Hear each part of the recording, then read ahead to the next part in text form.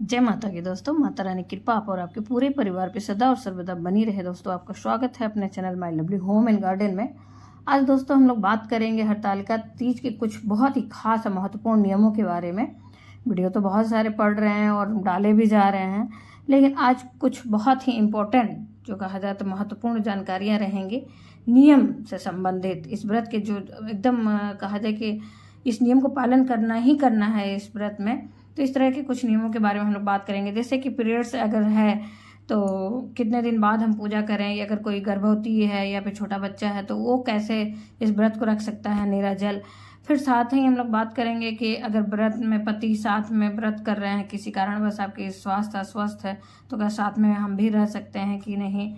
फिर साथ ही हम लोग जानेंगे दोस्तों कि अगर सरगई खाना है तो हम कितने बजे तक खाएं, और फिर उसके बाद अगर नहीं हमसे रहा जा रहा निराजल तो जल ग्रहण करें तो कब ग्रहण करें, कैसे ग्रहण करें।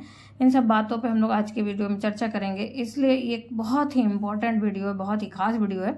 उम्मीद करते हैं आप पूरी जानकारी लेंगे। अगर वीडियो की कोई भी जानकारी आपको अच्छी लगती है तो लाइक करना ना भूलें, अपने फ्रेंड्स और फैमिली में शेयर करना भी ना भूलें। आप पहली बार मेरे चैनल पर आए हैं तो मेरे चैनल को सब्सक्राइब करें, बेल नोटिफिकेशन अवश्य ही दबाएं, जिससे आने वाले वीडियो आपको सर्वप्रथम प्राप्त हो सके। दोस्तों तो आज की हम लोग जानकारी लेते हैं। बहुत सारे ऐसे मन में प्रश्न हो रहे हैं, थोड़ी सी कन्फ्यूजन भी है, 17 को रखें या 18 को, उस पर भी हम लोग बात करेंगे आज की वीडियो में।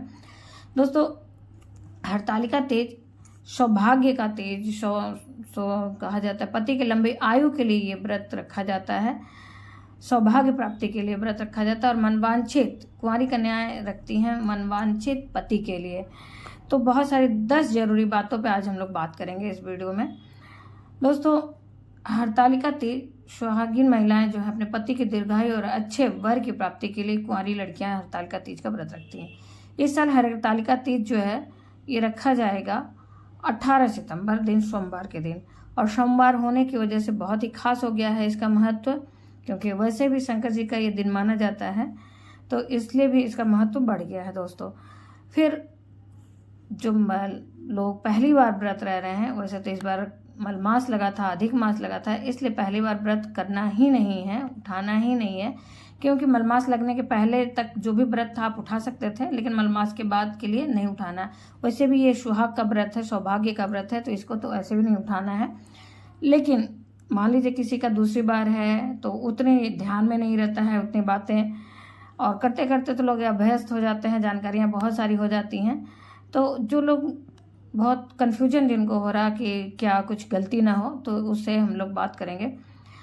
दोस्तों इसे माता पार्वती ने शिव जी को पति के रूप में पाने के लिए जंगल में रहकर सालों तक कठिन तपस्या की थी, और हरतालिका तीज के दिन भोलेनाथ से बहुत ज़्यादा तपस्या करने से भोलेनाथ जी प्रसन्न होकर देवी माता पार्वती को पत्नी रूप में स्वीकार किया था। हरतालिका तीज व्रत बेहद प्रभावशाली है, लेकिन इस व्रत के कुछ नियम भी बहुत ही जरूरी हैं, जिनका पालन करना एकदम कहा जाए कि 100% मतलब 100 में से 100 जरूरी है।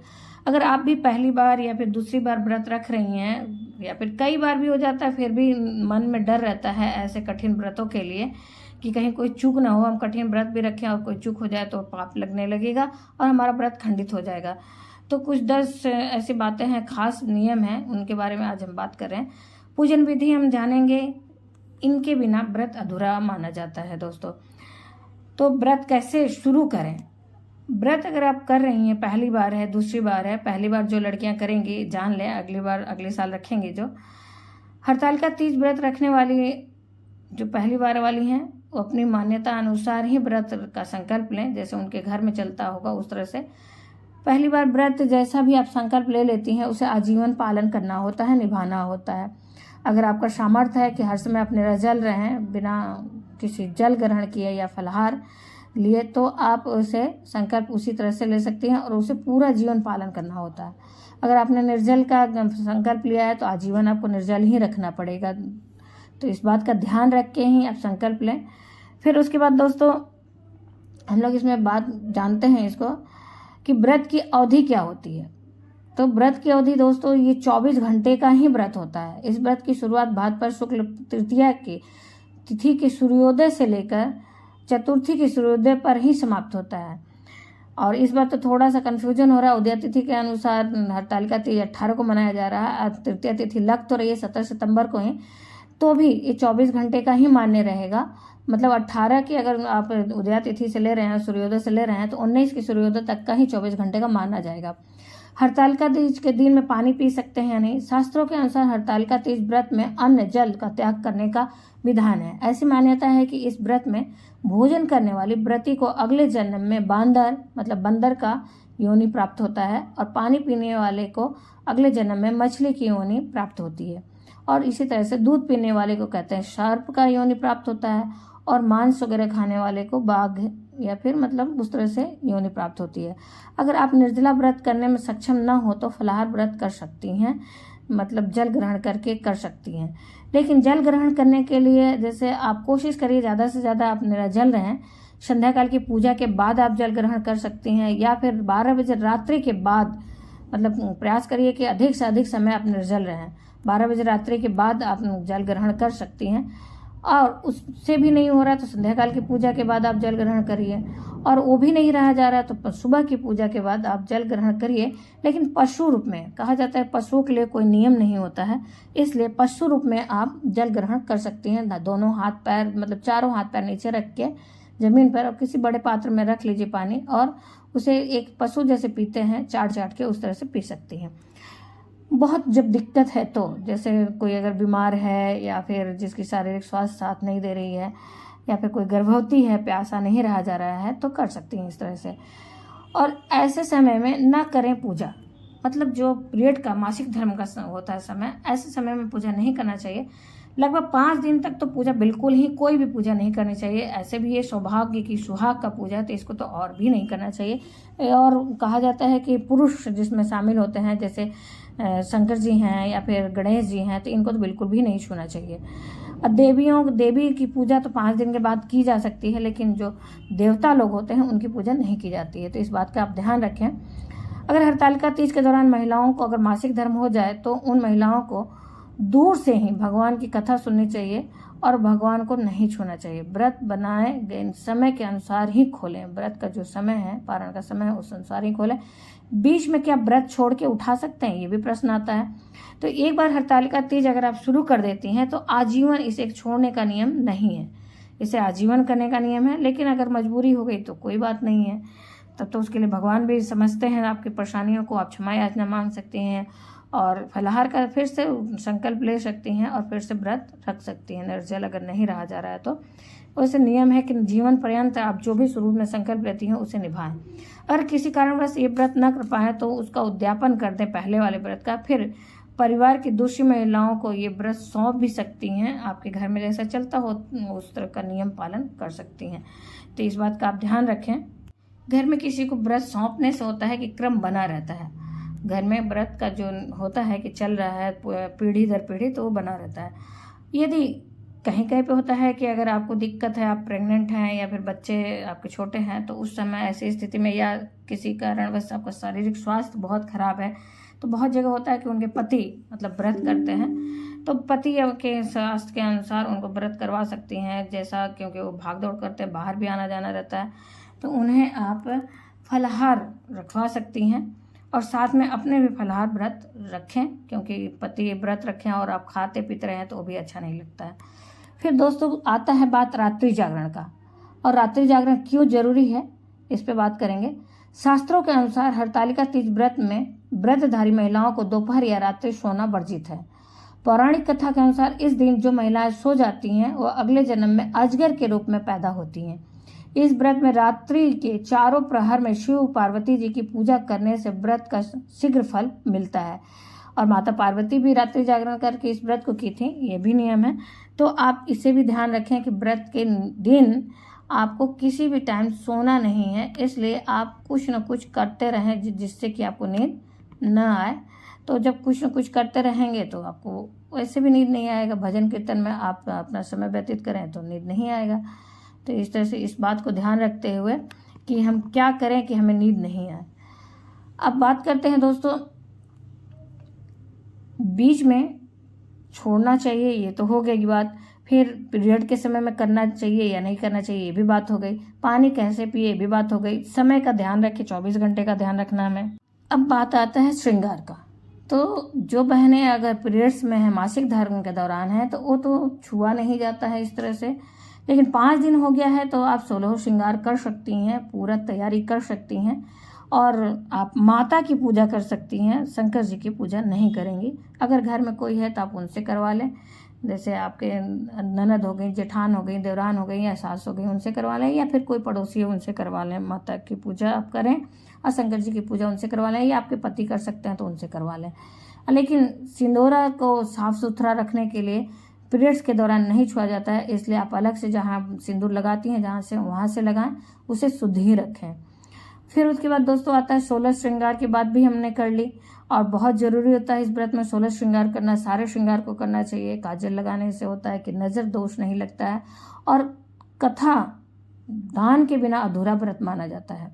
तो हरतालिका तीज व्रत में मिट्टी के शंकर पार्वती जी की विधि विधान से पूजा करने का भी नियम है, और फुलेरा बांधना भी जाता है, फुलेरा बांधने का भी नियम है। इसके साथ ही कथा का श्रवण करना भी बहुत जरूरी है। चारों पहर में आखिरी पूजा के बाद माता पार्वती को चढ़ाया सिंदूर अपने माथे पर लगाएं, और सुहाग की सामग्री नहीं कपड़ा तो सुहाग की सामग्री अवश्य ही ब्राह्मणी को दान दें। इस बात का ध्यान रखें। अगर आपके घर में कोई बड़ा है, आपकी सास है, तो उन्हें आप दान कर सकती हैं। आपकी इच्छा, आपके यहाँ जैसा चलता होगा वैसा आप कर सकती हैं। व्रत का पारण कब करें? तो हरतालिका तीज व्रत का पारण चतुर्थी तिथि यानी गणपति उत्सव से पहले, उत्सव के पहले दिन जो होता है, पहला जब शुरुआत होता है जिस दिन गणपति उत्सव, सूर्योदय के बाद ही किया जाता है। व्रत खोलने से पहले स्नान कर विधि विधान से भगवान और माता पार्वती की पूजा करें। जो नित्य की पूजा करते हैं वो करें। फिर उसके बाद आप दान की सामग्री को निकालें ब्राह्मण के दान के लिए। फिर उसके बाद ही आप अपना व्रत करें। और व्रत खोलने के लिए बहुत जगह जैसे चावल के सत्तू का नियम होता है चीनी मिलाकर, या फिर बहुत जगह जो पूजा में फल चढ़ा रहता है उसको ग्रहण करते हैं, या फिर बहुत जगह ऐसे भी सत्तू खाने का नियम होता है। जहाँ जैसा जो नियम होगा आप अपने घर के नियम को पालन अवश्य करें। इस बात का ध्यान रखें। और सारी जो सामग्री रहती है, जैसे पूजन की, इसके बाद पूजन सामग्री सहित मिट्टी के शिवलिंग को विसर्जन करें और फिर प्रसाद का ग्रहण करें। ये भी बात ध्यान रखें। पूजा जो मिट्टी के शिवलिंग, पार्थिव शिवलिंग बना के इस व्रत में करने का नियम है। इसके पहले मैंने वीडियो बहुत डाली है पूजा पे, तो आप वहाँ से देख सकती हैं पार्थिव शिवलिंग के बारे में। तो दोस्तों इसको आप करें। फिर उसके बाद हम लोग जानते हैं इस दिन हमें क्या नहीं करना चाहिए। इस दिन व्रती जो रहते हैं, जो लोग व्रत रखते हैं, उन्हें काले या सफ़ेद रंग के वस्त्र नहीं पहनना चाहिए। हरतालिका तीज व्रत का पूर्ण फल पाने के लिए क्रोध, लालच, अहंकार पर काबू पाएं। इस दिन अपने आप पे पूरा कंट्रोल रखें ताकि किसी भी तरह का मन में द्वेष न हो। विवादों की बातों को ज़्यादा तुल न दें और दूसरों की बातों को अनदेखा करें, जैसे कि झगड़ा ही नहीं हो। पति या घर में बुजुर्गों से बेवजह बहस न करें, किसी से भी बुरा व्यवहार न करें। हरतालिका तीज के दिन परिवार के लिए भी सात्विक भोजन ही बनाएं। अपने साथ साथ सारे लोगों के लिए भी, अपने तो व्रत रहना ही है, लेकिन सारे घर में मतलब कोशिश करें कि बिना लहसुन प्याज के एक दिन पहले से ही भोजन बने। अब दोस्तों बात करते हैं कि ऐसा क्या करें कि प्यास न लगे।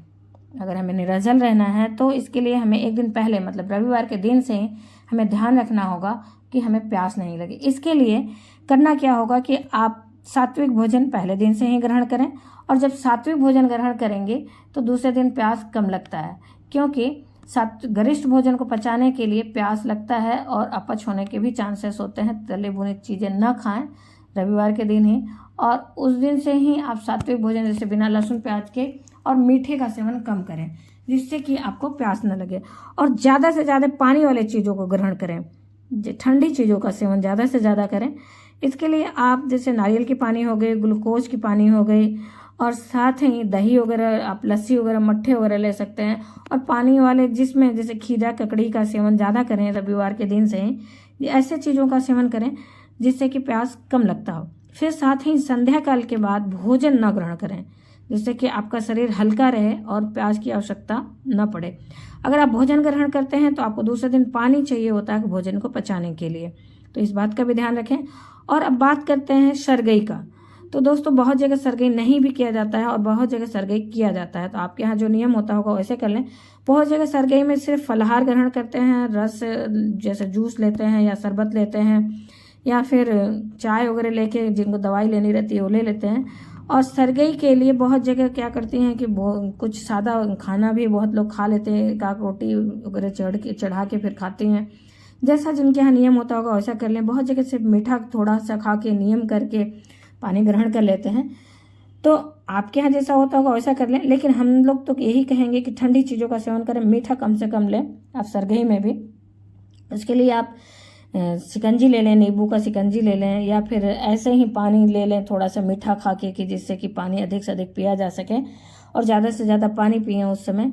और बहुत लोग जैसे चाय के बिना नहीं रह सकते हैं तो उस समय। और लेकिन इस बात का ध्यान रखें, स्नान के पहले ही इन सब चीज़ों का सेवन करें। बहुत जगह सरगई भी स्नान करके ही लिया जाता है, थोड़ा सा माता के लिए निकाला जाता है, निकाल के फिर अपने ग्रहण करें। तो ऐसा कर सकती हैं, आपके घर में जैसा नियम होगा उस नियम को पालन करते हुए। फिर साथ ही अगर उसके बाद फिर पूजा के लिए आपको स्नान करना पड़ेगा, स्नान करके फिर पूजा करेंगी आप।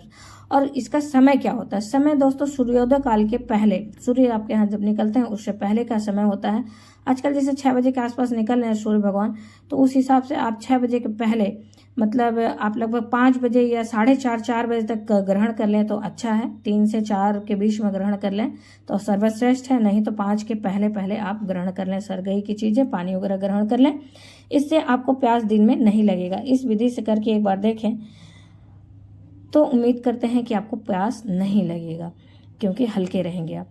दोस्तों उम्मीद करते हैं इस वीडियो की जानकारी आपको अच्छी और उपयोगी लगी होगी। अगर अच्छी और उपयोगी लगी तो लाइक करना ना भूलें, अपने फ्रेंड्स और फैमिली में शेयर करना भी ना भूलें। आप पहली बार मेरे चैनल पर आए हैं तो मेरे चैनल को सब्सक्राइब करें, बेल नोटिफिकेशन अवश्य ही दबाएं, जिससे आने वाली वीडियो की जानकारी आपको सर्वप्रथम प्राप्त हो सके। दोस्तों फिर मिलते हैं एक नई जानकारी के साथ नए वीडियो में।